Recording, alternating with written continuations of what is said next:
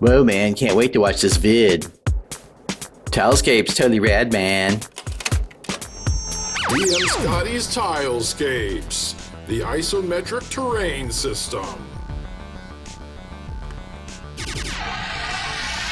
Craft them all. Wow your friend.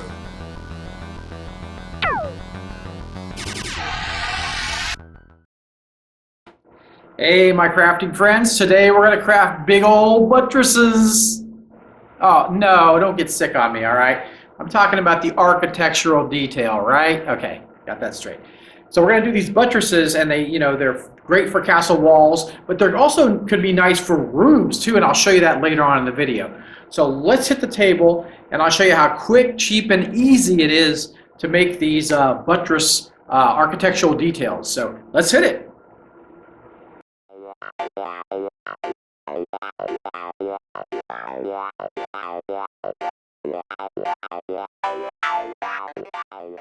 All right, crafter, let's get started. So to start, I picked up these Dollar Tree foam blocks, and there's 50 in a pack, so that's really great and perfect for this project. These are really great too. They take paint really well. So what I did is I took one of the blocks and cut it in half.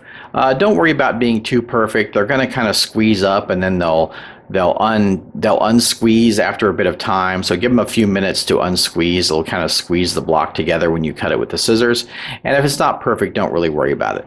So then what I did is I glued them together. So here's an example with the hot glue gun. I've got 2 blocks on the bottom, then 2 more blocks on top of that, then another block, and then the 2 halves of the piece I cut in half on top of those 2. Okay, so you can see the configuration here. And then I took a ballpoint pen and just kind of damaged it, right? You can jab into it and draw across it. You can also rip little pieces off of it to do a little bit of battle damage or just age, that kind of thing.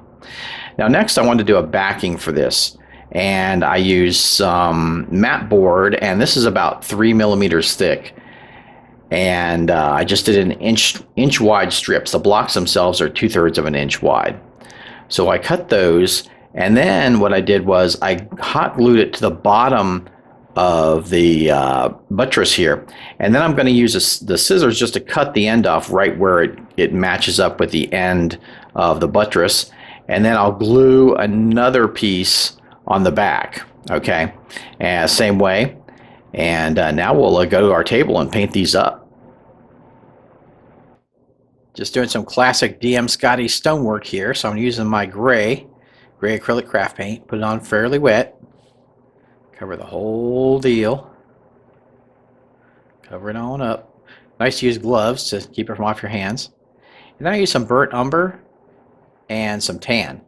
And that gives some nice variation to the stone color, right? So it doesn't just look like a even colored stone.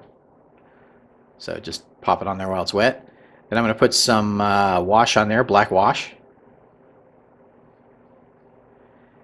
And that'll give some more detail to this. Just wet black acrylic paint. Let that dry up. Now let's try. I'm going to add the gray back on there. It got a little dark on me there, so I'll just add some gray back over it. You can always fix anything like that. Still got the varied colors underneath. And then for the last step, I'll just add my highlight, and it's a light gray. I like to go along the edges. Also a little bit in the middle too, but along the edges. And really pops that detail out. Makes it really look like stone with the sponge there.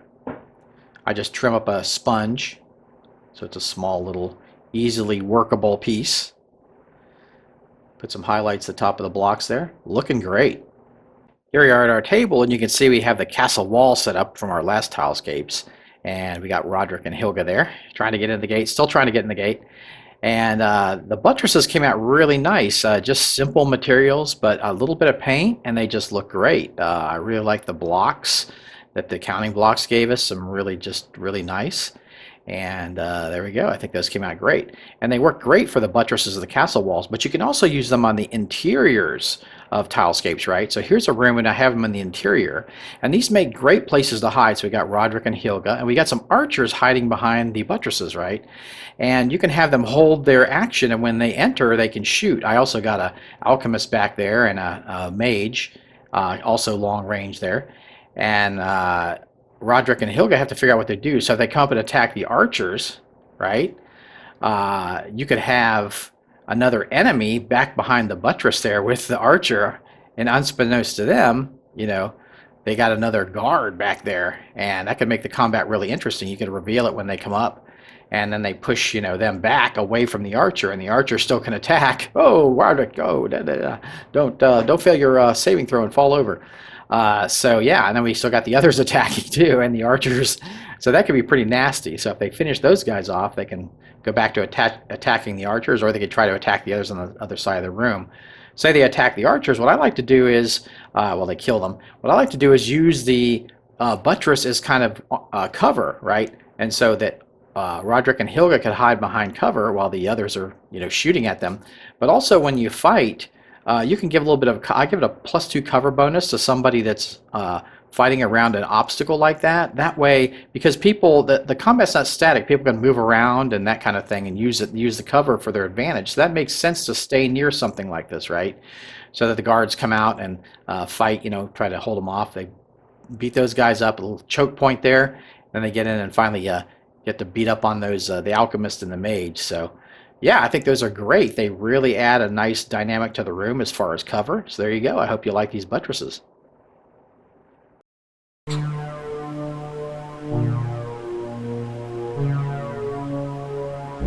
I am the great and powerful Kraken.